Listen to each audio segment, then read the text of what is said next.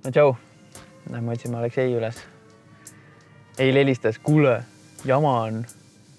Tal üks uus objekt, no veits teistsugune värk. Arutasime eile päris pikalt tegelikult. Me jõudsime ideeni ka, aga pidigi külla tulema mulle täna.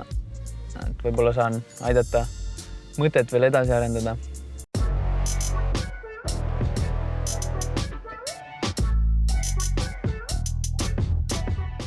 No, räägi siis ka, mis värk sul oli. Sa panid krundi kuulutuse ülesse. Kohe mitu arendajat helistas, ma saan aru. Räägi, mis asjaga, mis objektiga üldse tegemist on? See on suur elumaa krunt, 34 000 pluss elumaa Tallinnas. Nimi piirkonna, see on Viljandi maanteel ääres. Et see järve keskusele 5 minti sõita. Ja see on see koht, kus on sellised unikaalsed omadused Tallinna jaoks, kus on see privaatsus, loodus, mets, kõrghaljastus ja kus piisavalt suur grunt, et saabki kujundada täitsa uus elupiirkond. Viljandi maantee ääres, see on ju kõik seal männimets ja sükane. Jah.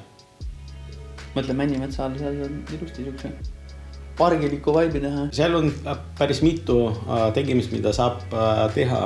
Seal on kõik need ilusad metsarajad olemas, mis on ka väga hea, et seal on kõik infrastruktuur olemas, et nii peatus kui ka kauplus mingi 350 meetrit.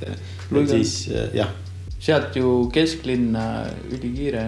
Kesklinna autoga mingid 15 minutit. Oota, aga siis mitu arendajat kohe helistas professionaalsed. Aga mis sealt siis nagu selline tagasid oli või no rääkisid ka, et huvitav oli vestelda, et kohe õppisid? No põhimõtteliselt see, kui panin kuulutusi üles, see oli järgmisel päeval 3 inimest kontakti võtnud, 2 helistanud. Nende jaoks oli küsimus, mis on detailplaneering, kui kaugel see jõudnud ja mis seal lubatakse ehitada. Kohe esimene küsimus, professionaalid. Jah, meil on detailplaneering algatud, ta on juba liigub lõpufaasi. Samas on mis ka oluline vaatama see projekti, et see planeering saab ka muuta. Ja kui vaadata üldplaneeringu järgi, see on see ala, kus lubatakse eramaad, väiksed korterelamud kuni 6 korterit, kuni 3 korrust. Sellised, see on pigem projekt, kus suunatud nende premium klassi kinnisvara.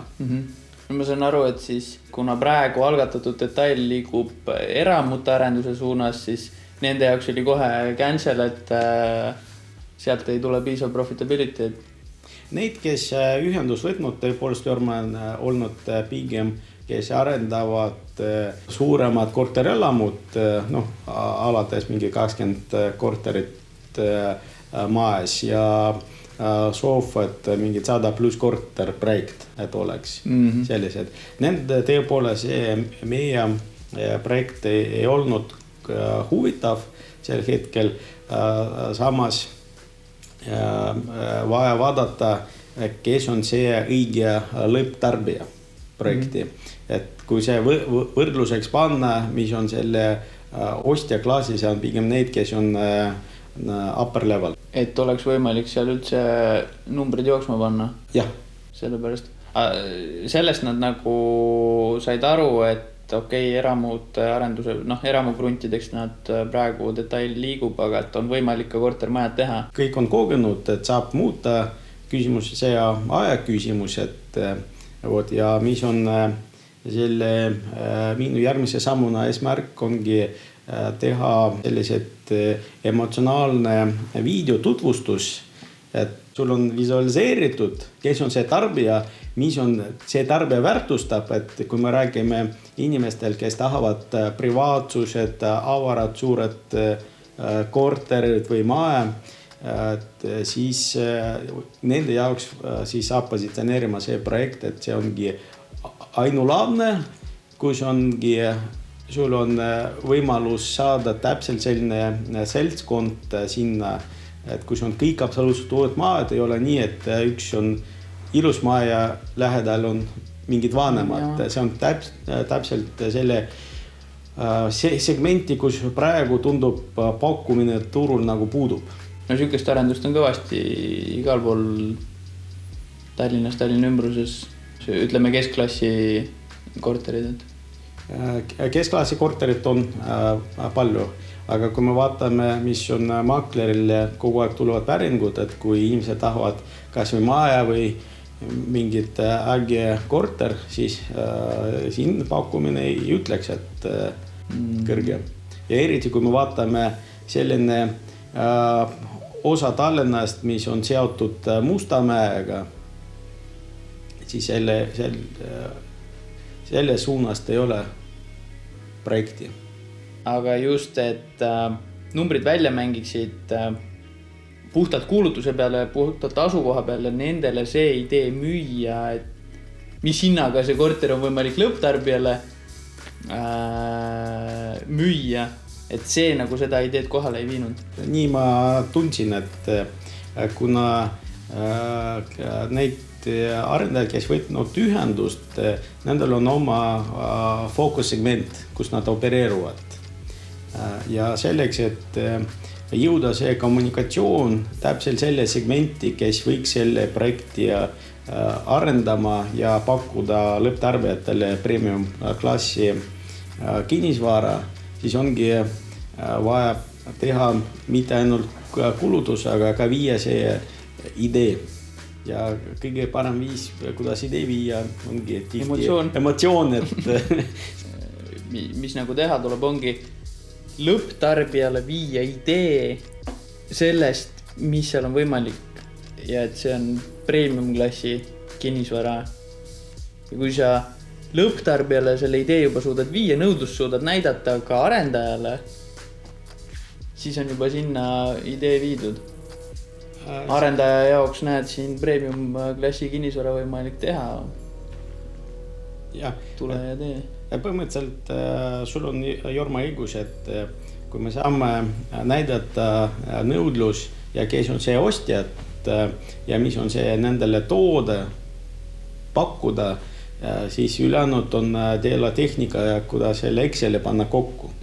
Et lõppkogudes kõik arendajad ja investorid vaatavad, mis on võimalik kasumi saada.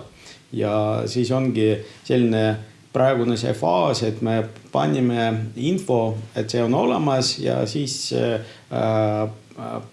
hakkame testima, kuidas see sihtrühm reageerib sellele. Tegelikult head kiiresti tagasi said. Mis siis järgmised sammud, mis siis teha vaja on, et idee lõpptarbijale viia? No idee praegu, et teha seesama selle lühikene video, mis on ei ole mingi 10 minuti pikkusega, et kui inimene ei viitsi vaadata, aga pigem paar minutit, et siis saada tähelepanu ja siis läbi sellist emotsiooni suunata landingule ostjad, kus on kirjeldada kõik need eelised juba, et inimene saakski vaatama rahulikult ja aru saada, mis on, kuidas temale see võiks nagu value proposition sobima ja siis hakata koguma see huvi. Kui kontaktid koguda. Ja kui inimesed reageerivad, siis ilmselt on olemas selle klassiga õiged ostjad. Oota, Georg, sa võtsid drooniga kaasa? No aga lähme käime vaatame siis koha peal, millega seal tegemist on. Liigume.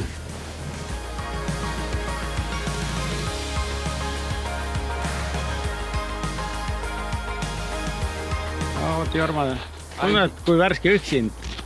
Õhk on värske ja seal, mis on kauni kalne, et sisuliselt see on nagu mets. Ja siin saab nii nagu eramaja kui ka väiksed elamud teha ja territoorium nii suur, et siin saabki kujundada sisuliselt üks niisugune korralik uus piirkond, et pannagi sellised ilusad aiad ümber, sisesõidutee tõukepuuga, et võrad ei käe. Lastel turvaline. Ja mis on ka hea, et need kõrvalteennad ei ole need läbi sõidavad see ongi niisugune privaatsus ja kui lapsed juba suuremad, et nendel ongi aktiivne elu, käivad kas tantsudel või teevad sporti, siis nemad saavad ise hakkama ilusti bussiga. Ja see ongi see, mis on nagu paradiisis. Siin ongi siuke tunne, siin lähedal, tegelikult seal eespool on üks kõva rajoon, kus on üks tuttav, kes seal mingi 500 tonnist maja vaatab, seal ongi 400 kuni 500 000 maja. Et tegelikult siia sobiks eramajadele küll, aga samas kui sa vaatad seda, see ongi siukene pargilik värk, et kui siin ongi suured krundid, väiksemad kortermajad, see sobiks üle hästi siia. Kui sa arvestadki, et see ongi põhimõtteliselt Ruige keskus on samas ääres. Siin koha peal täitsa nagu üks pild ette, et ütlengi, et nagu siukene, kui siin puude vahel on mingid siuksed väiksed kortermajad, suured avarad korterid, siukene maastlaeni akendega, palju privaatsust, majade vahel kõvasti õhku. Jah. Päris äge oleks. Et siin ongi niisugune vaikust linna müürast eemale. Saamas on kõik need plussid ikkagi käes. Tavai, droon lendu.